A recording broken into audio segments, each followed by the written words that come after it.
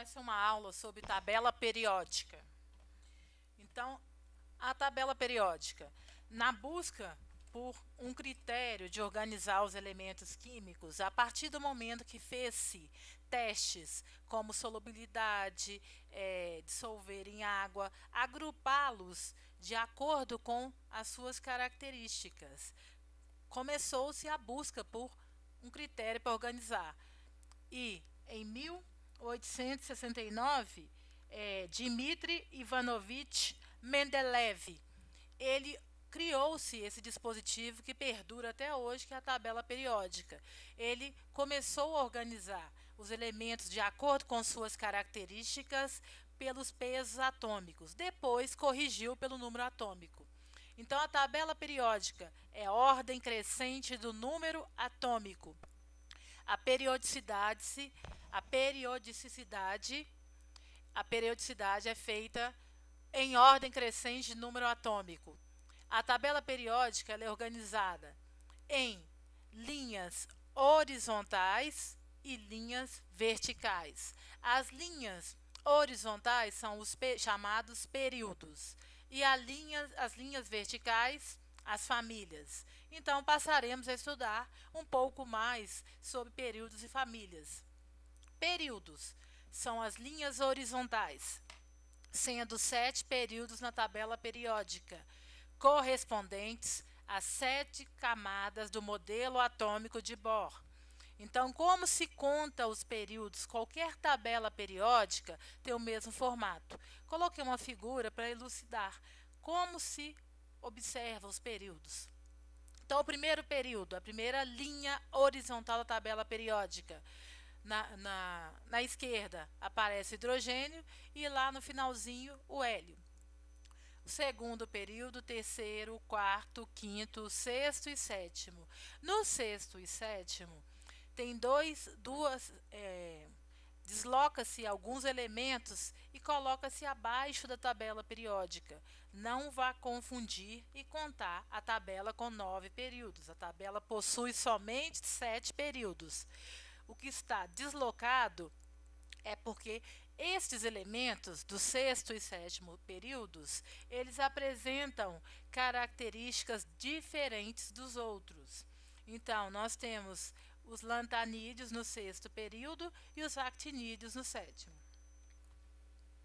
Então, cada período possui elementos com propriedades diferentes. Um elemento no período não é igual ao outro. Então, evidenciando aqui, olha, marcado nessa figura a seguir. O quarto período aqui, ó, eu tenho elementos como potássio, o cálcio. O potássio e o cálcio são totalmente diferentes do bromo e do criptônio lá. Então, o número do período significa quantas camadas esse elemento apresenta. Então, o número do período é igual à camada de valência, a última camada. Quarto período significa que todos os elementos que estão no quarto período possuem 4 camadas. Elementos situados em um mesmo período apresentam o mesmo nível de camada, mesmo número de camadas. Então, um elemento que está no quarto período, ele tem 4 camadas. E todos os elementos do quarto período apresentam 4 camadas. Como eu havia falado anteriormente, nós temos 2 linhas abaixo do corpo principal da tabela. Sexto período, lantanídeos ou terras raras. Então, nessa figura está com um asterisco aqui, ó, sexto período. Deslocado, lantanídeos ou terras raras. E o sétimo período, 2 asteriscos, os actinídeos. Famílias ou grupos são as 18 colunas verticais. Qualquer tabela terá 18 colunas. Ao contar, tem 18 colunas, sendo que cada uma dessas famílias, cada coluna vertical, agrupa elementos com propriedades químicas semelhantes, devido ao fato de apresentarem a mesma configuração na camada de valência. Ou seja, essa primeira camada aqui, todos apresentam Mesma configuração na camada de valência, na última camada. A camada de valência é a última camada. Todos têm a mesma configuração e têm propriedades químicas semelhantes. Quando se pega várias tabelas periódicas, pode-se notar a diferença de numeração entre elas. Então, a numeração foi definida pela IUPAC, União Internacional de Química Pura Aplicada. Ao longo dos anos, foi mudando-se a numeração, mas continuou sendo aceita todas essas numerações. Então, assim, a tabela periódica ela deve ser numerada de 1 até 18, as 18 colunas. Mas continua valendo ainda a numeração colocando 1A, 2A, 3A ou colocando algarismo romano 1, 2, 3, 4, 1A, 2A, 3A, 4A, 5A. Resumindo, tem-se que numerar as colunas. E toda tabela apresenta o mesmo aspecto, uma parte mais alta e uma parte mais baixa. Então, as 8 colunas mais altas recebem um nome e as colunas mais baixas recebem outro nome. As colunas mais altas são as famílias A. Famílias A, chamadas de elementos representativos. O número da família indica a quantidade de elétrons na camada de valência. Elas recebem ainda nomes característicos. No geral, estuda-se mais as famílias A porque elas seguem o padrão. O comportamento é o mesmo para todos os elementos daquela família. Enquanto para as outras famílias que recebem a letra B, não segue o padrão. Então, as famílias A, o que deve se guardar em relação à tabela periódica? Que são famílias e períodos. Como localizar elementos e interpretar a partir da família.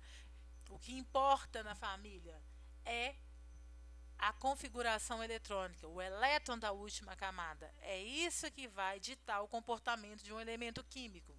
Então, família 1A. Todos presentes na família 1A têm um elétron na última camada.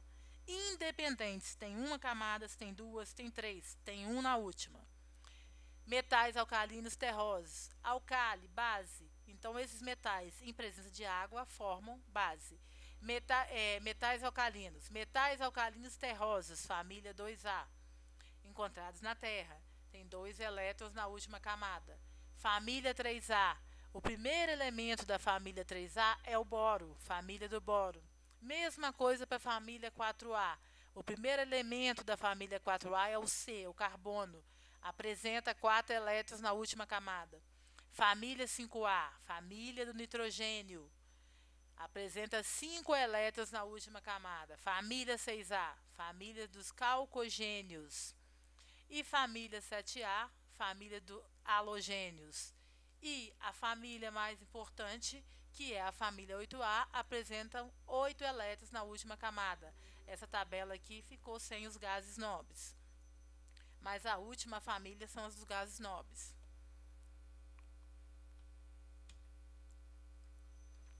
Famílias B são os elementos de transição de 3B até 2B. São as 10 colunas mais baixas da tabela periódica. Vai numeradas de 3B até 2B.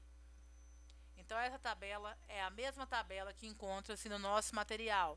Ela vem mostrando as famílias com os respectivos nomes.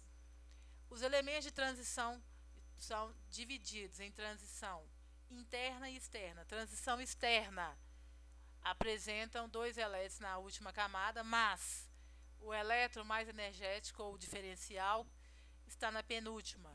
Os metais de transição interna, lantanídeos e actinídeos, apresentam o elétron diferencial ou mais energético no antepenúltimo número. E essa é uma tabela que está presente no nosso material também, mostrando os estados físicos dos elementos. Então, os metais, em sua maioria, são sólidos, com exceção do Mercúrio, que é líquido, Hg. É o único metal que é líquido. Os gases nobres, como o nome mesmo já fala, são gasosos. E substâncias que formam moléculas biatômicas, como nitrogênio, oxigênio, flúor e cloro, são gasosos. E nós temos somente dois elementos que são líquidos na tabela periódica: o metal, que é o mercúrio, e o bromo, que é líquido. Classificação dos elementos quanto às propriedades físicas. A divisão dos elementos químicos antigamente era metais e não metais ou ametais. Atualmente, essa divisão passou a ser metais, não metais, gases nobres e hidrogênio. É a nova classificação, divisão dos elementos químicos. Assim, as propriedades dos metais apresentam um brilho metálico, aquele brilho intenso, é como se estivesse polido. Ao incidir a luz, reflete como um espelho no metal. Os metais podem ser transformados em lâminas, ou seja, são maleáveis. Para transformar um metal em lâmina é só em alta temperatura para ficar maleável. São dúcteis, podem ser transformados em fios e são bons condutores de calor e eletricidade. Os não metais, características opostas aos dos metais, são maus condutores de calor e eletricidade, não apresentam brilho. Os gases, e depois nós temos os gases nobres. Sua principal característica química é a grande estabilidade, baixa reatividade e possui 8 elétrons na camada de valência. Hidrogênio, nas condições ambientais, é um gás extremamente inflamável. Essas são as principais informações sobre tabela periódica. Terminamos assim a aula sobre tabela periódica.